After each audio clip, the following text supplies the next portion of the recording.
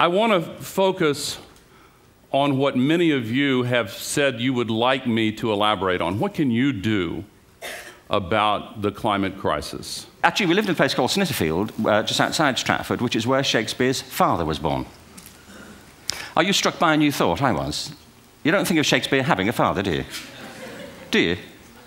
Because you don't think of Shakespeare being a child, do you? Shakespeare being 7. I never thought of it. I mean, he was 7 at some point. He was in somebody's English class, wasn't he? Do you understand? Really? How annoying would that be? You know? Must try harder. And imagine all of the relationships in the external world and any stressors related to any of those, they were gone. And I felt this sense of peacefulness. And imagine what it would feel like to lose 37 years of emotional baggage. Oh, I felt euphoria. And in that moment, my right arm went totally paralyzed by my side. Then I realized, oh my gosh, I'm having a stroke. I'm having a stroke. And then the next thing my brain says to me is, wow, this is so cool. This is so cool. How many brain scientists have the opportunity to study their own brain from the inside out? And then it crosses my mind, but I'm a very busy woman.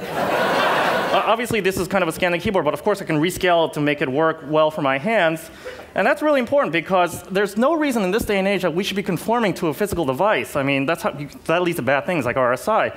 I mean, we have so much technology nowadays that these interfaces should start conforming to us. I kind of cringe at the idea that we're going to introduce a whole new generation of people to computing with kind of this standard mouse and Windows pointer interface. This is something that I think is really the way we should be interacting with the machines from this point on.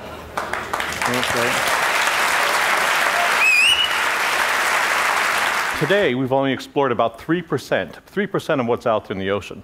Already, we found the world's highest mountains, world's deepest valleys, underwater lakes, underwater waterfalls. A lot of that we shared with you from the stage. And in a place where we thought no life at all, we find more life, we think, in diversity and density than the tropical rainforest, which tells us that we don't know much about this planet at all. Here's some algae in the foreground, and an octopus.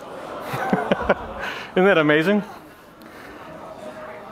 Okay, finally, we do 683 squared, that's 700 times 666 plus 17 squared is 466,489. Rev up if I need it, rev up, take the 466, add that to fission to get, 328,489. Good! What the point here really is that we can do things with the social environment and link all of that together. All of those photos become linked together, and they make something emergent that's greater than the sum of the parts. Each of these orange cones represents an image that was discovered to belong to this model.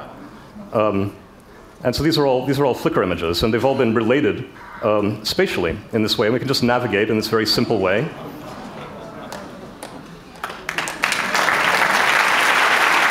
For the most part, the image looks pretty flat and bound to the surface of the screen. But if we turn on head tracking, the computer can change the image that's on the screen and make it respond to the head movement. So let's switch back to that.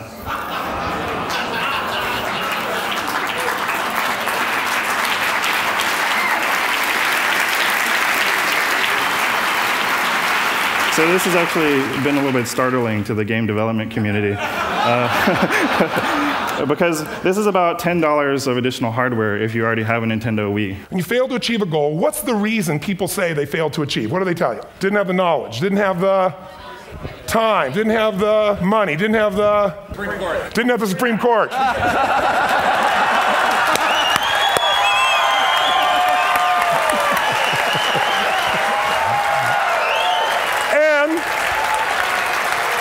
And what do all those, including the Supreme Court, have in common?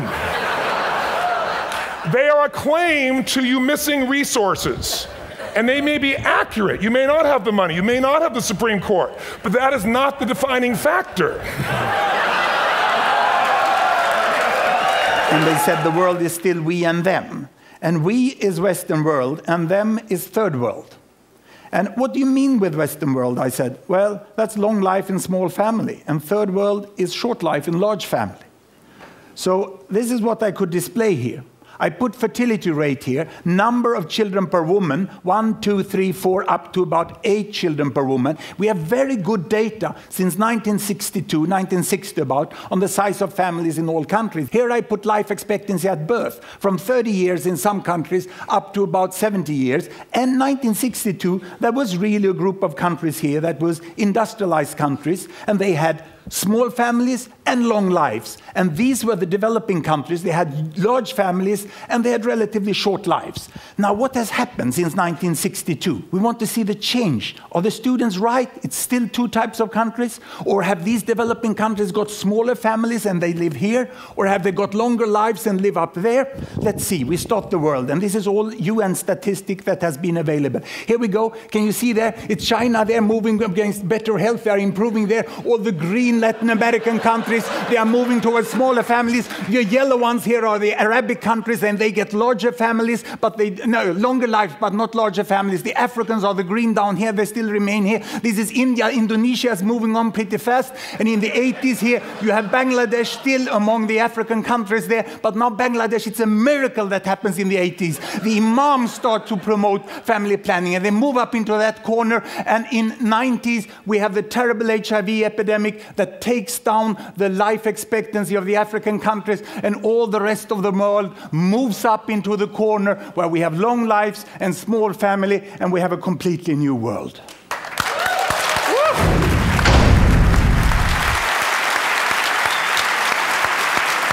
And I thought that was an idea worth spreading.